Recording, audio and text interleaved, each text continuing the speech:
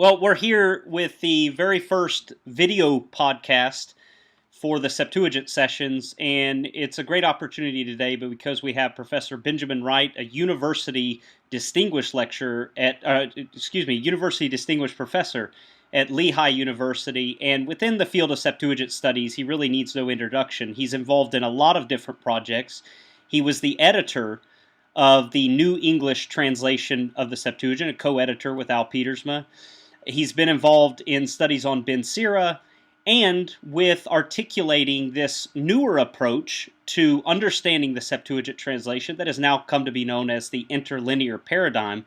And that's what we're going to talk about for a few minutes here today with Professor Wright because, well, we did a few podcasts already on the language of the Septuagint, and we've talked a lot about the stylistic quality of the Greek. But there's another side of the coin, and there's another aspect that we have to keep in mind when we talk about the Septuagint, and that is that it is a translation of Hebrew and Aramaic texts.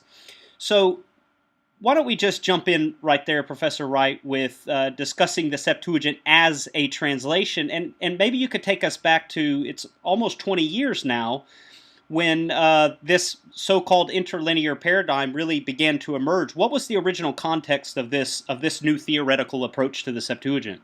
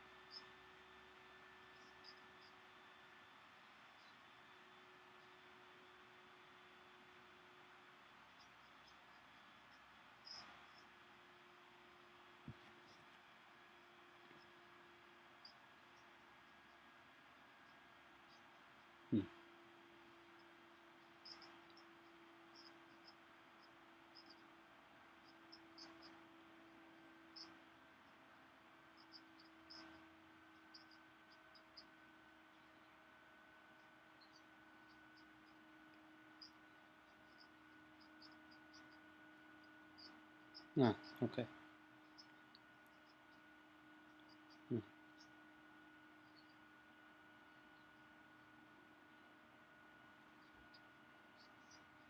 Mm-hmm.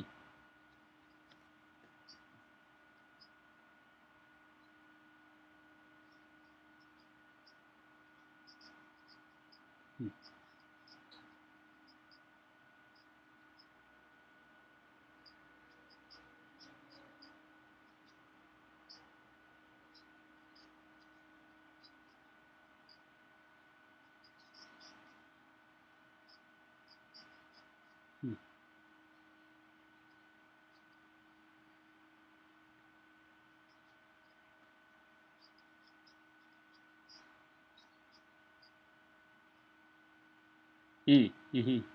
Mm-hmm.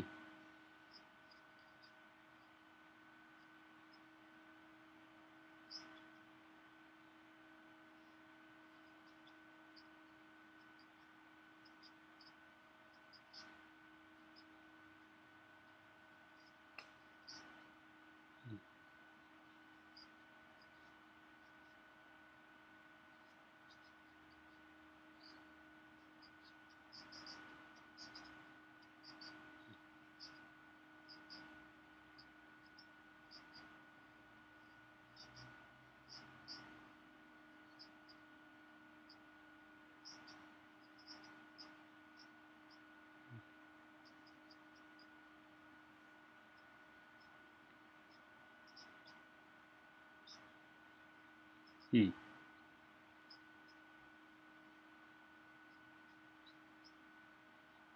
Hmm.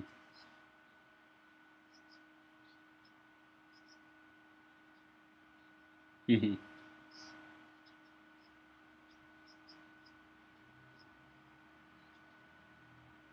Hmm. Hmm.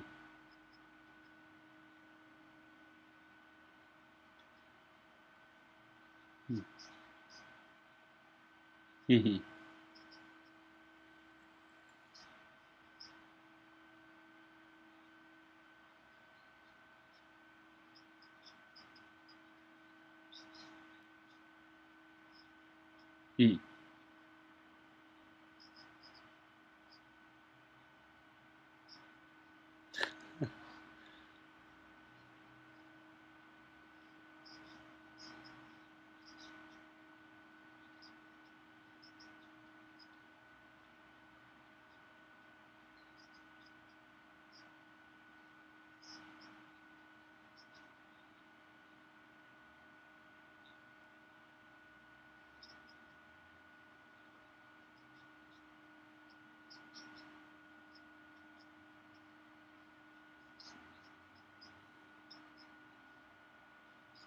Hmm.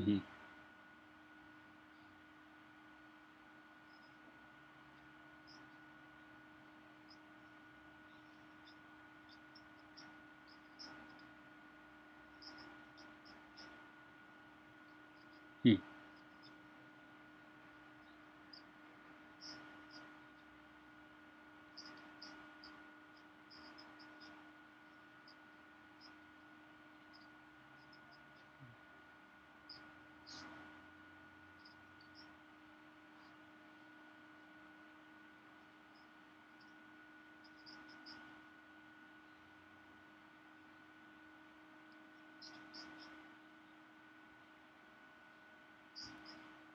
Hmm. Is this Horrocks, by the way? Okay. All right. Yeah. Yeah.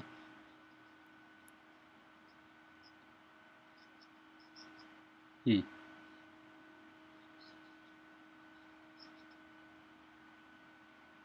Hmm.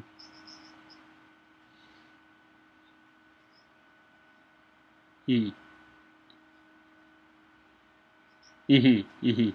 Hmm. Hmm. Hmm. Hmm.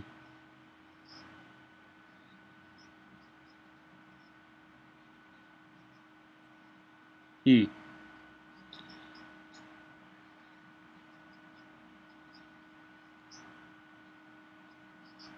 Hmm.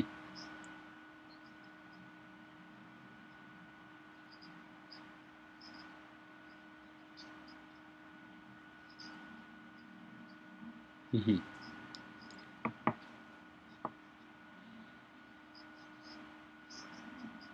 Yeah.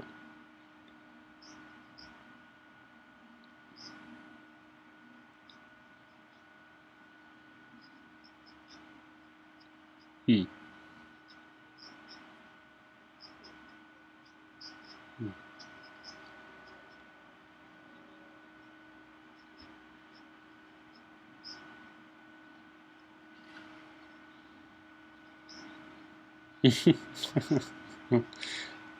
Yeah. Hmm. Hmm.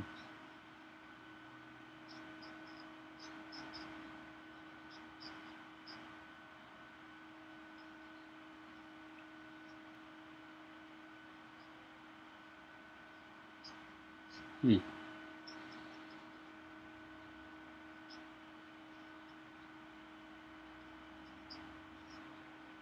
Hmm.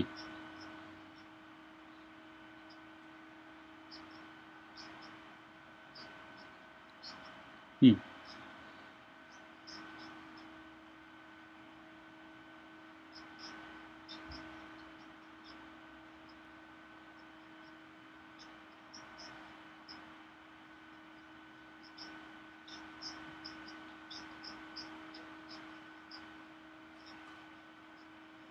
Hmm.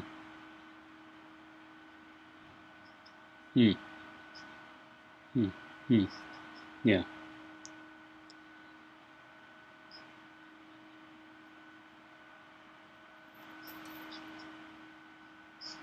Hmm. Yeah. Yeah. Hmm.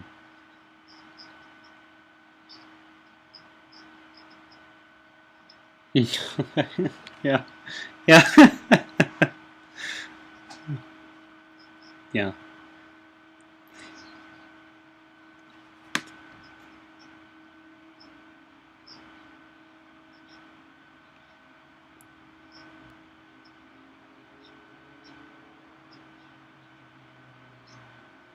Hmm.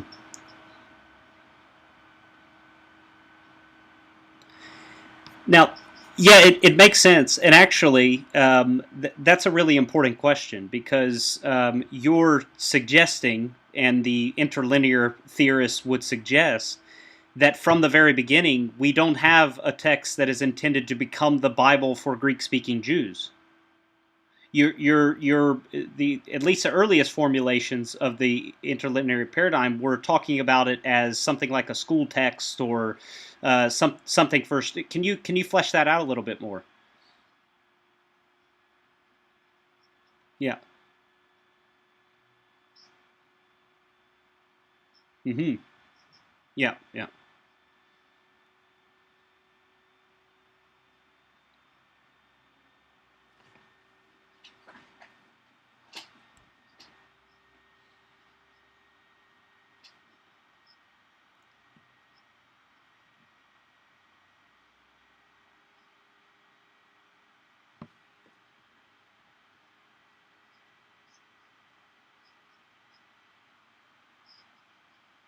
Mm,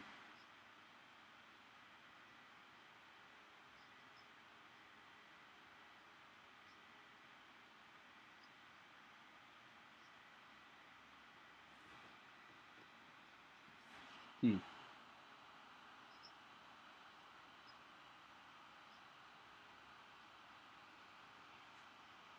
mm, mm-hmm. Yeah. Exactly. Yeah.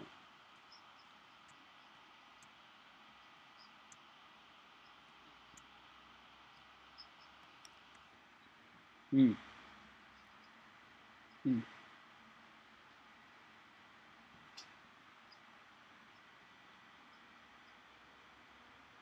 mm, mm,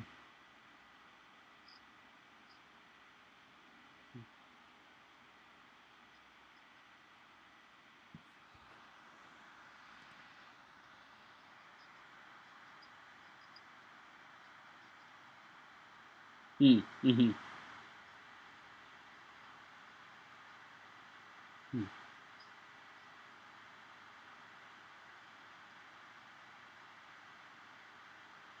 mm,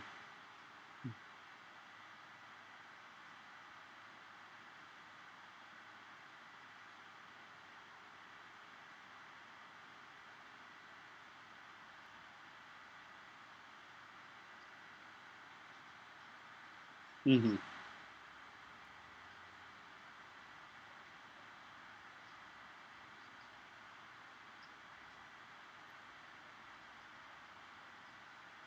Mm, mm-hmm.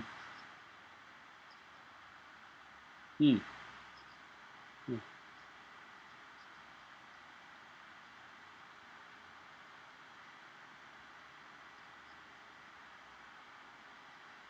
Yeah.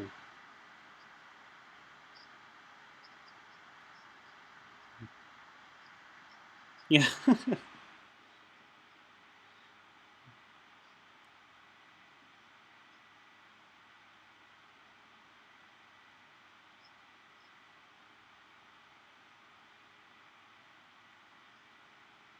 Mm,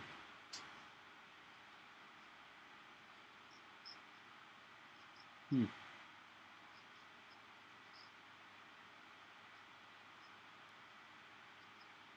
mm,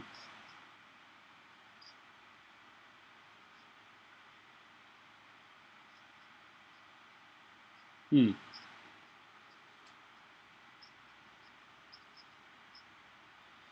yeah.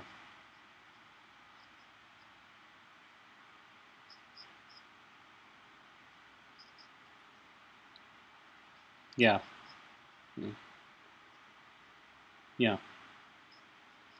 Yeah, I remember once Annalie Amalea saying to me a few years ago that she wished students wouldn't start there because to know anything about the Septuagint, you need to know something about the language of the Septuagint. That's going to tell you something about the translators, not the legend.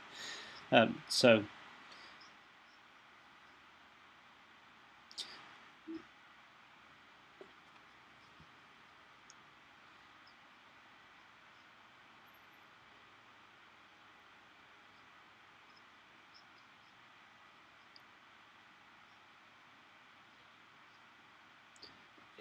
I wanted to go to that. To go on. Yeah.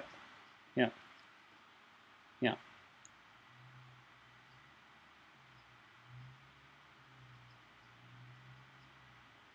So it actually started. It actually started as a tool for nets. Okay. Yeah. Yeah.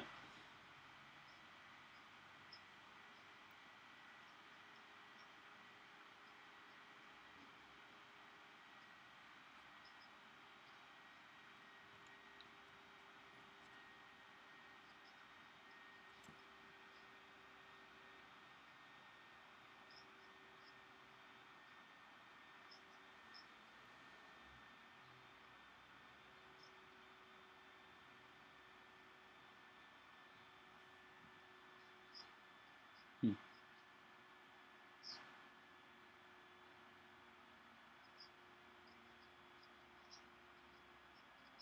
Hmm. Yeah. Yeah. Yeah.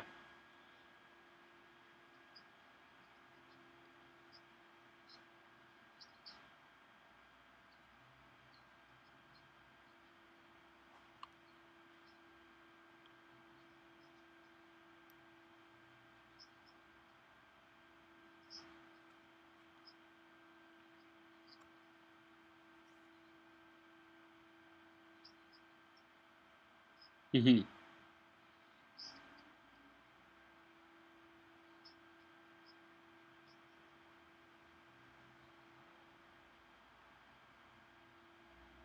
Hmm.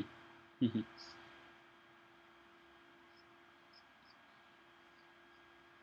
Hmm.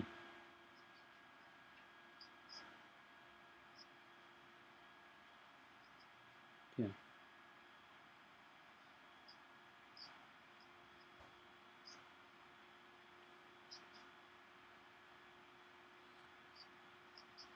Hmm. Hmm.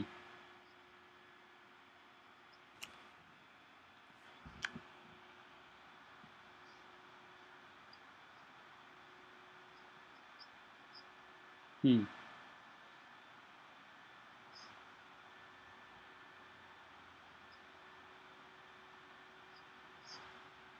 Hmm. Hmm.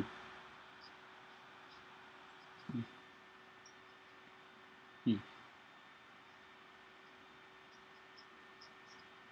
Yeah. Hmm. Hmm. Hmm.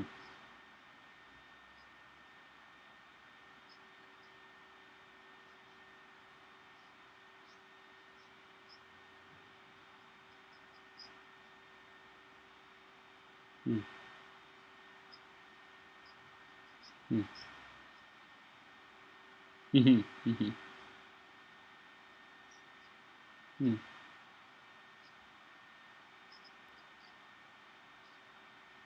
Hmm. Yeah.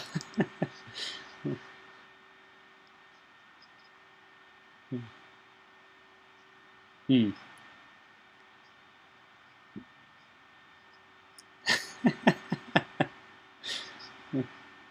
Yeah. Yeah. Yeah.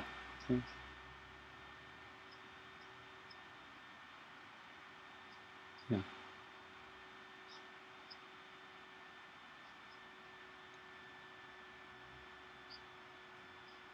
Hmm.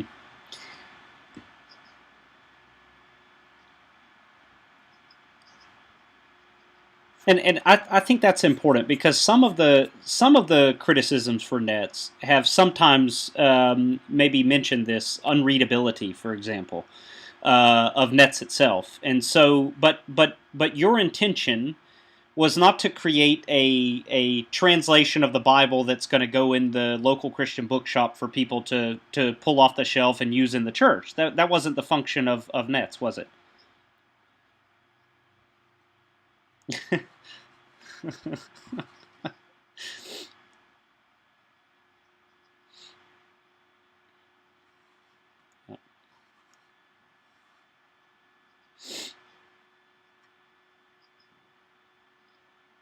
Mhm.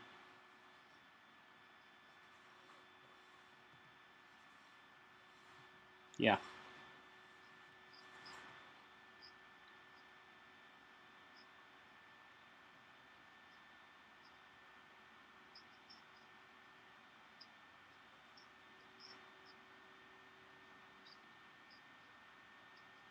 Mm.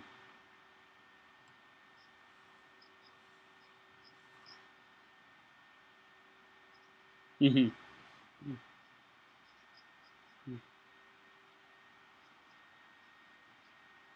Mm.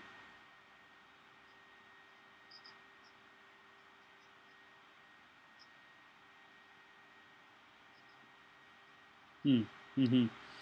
And in the last couple of decades, we've had a lot of translations emerge in different languages: German, French, Spanish, and so forth. How does nets fit in that sort of compare to the rest of the more recent attempts at translating the Septuagint?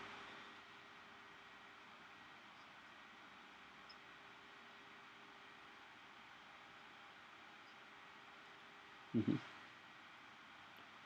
And by the way, Bible d'Alexandrie is the French translation, of course. Yep. Yeah.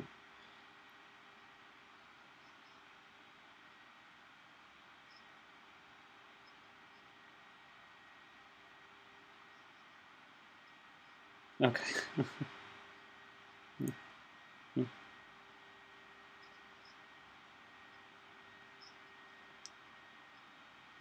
Mm. Mm. Yeah. Mm. Yeah.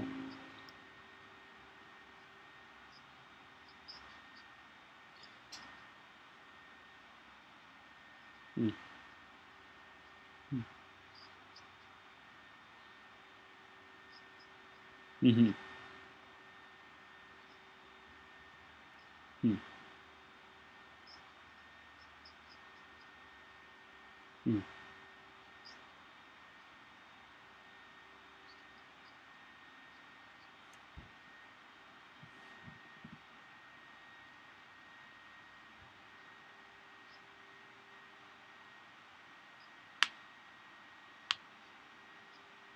Mm.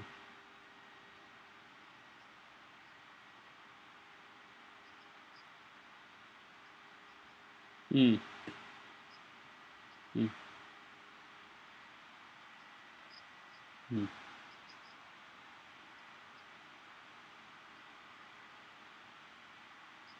Mm.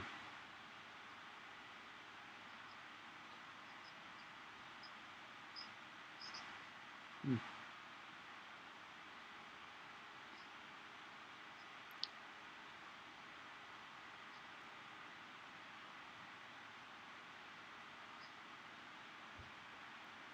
Mm.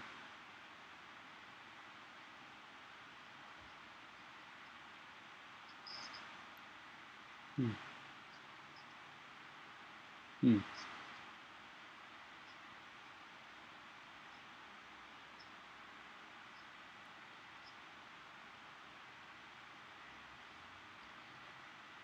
Mm.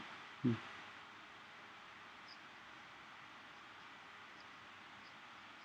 Ah. Okay. Mm.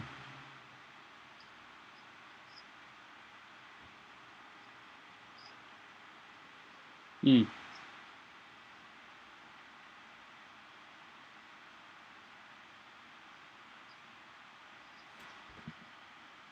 Hmm.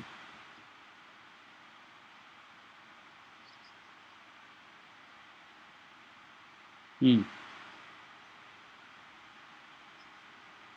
Hmm. Hmm.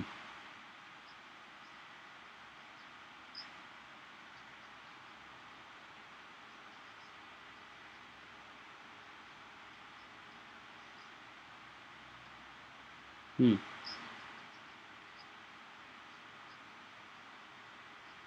Hmm.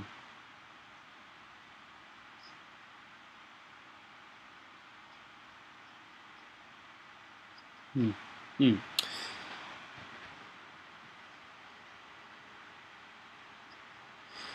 We need to do this again because there's still a lot of issues that are on the table. No, no, no, no, no, no. There's just a lot to talk about. I mean, I've done several episodes on the stylistic features of the Greek, so we ought to have more discussion here. But I'm going to put you on the spot. I didn't give you a warning, so I'll apologize later.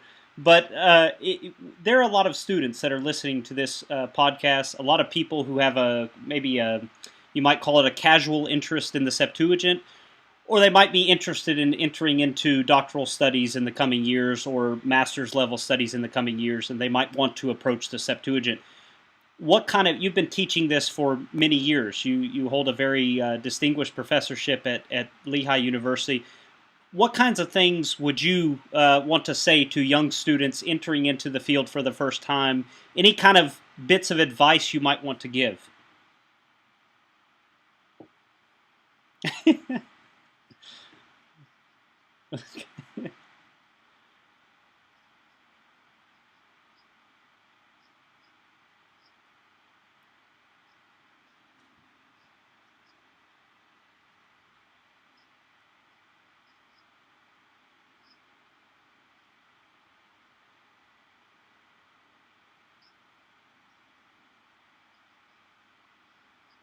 Hmm.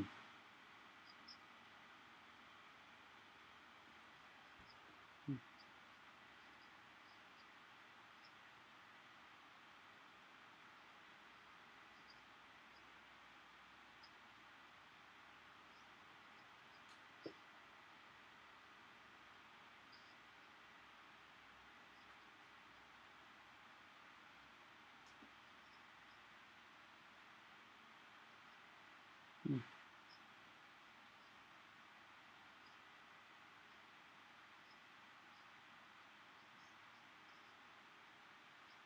Hmm.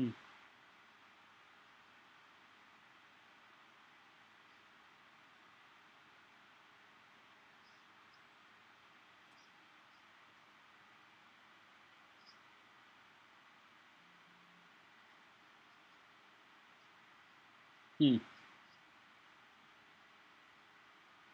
Hmm.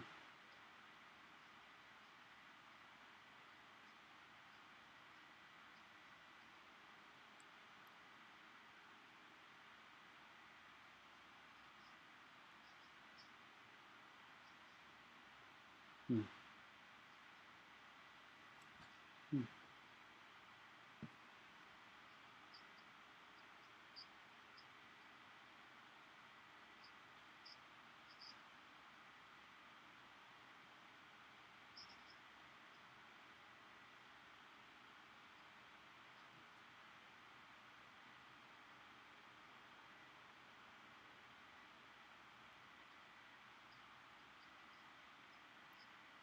Hmm.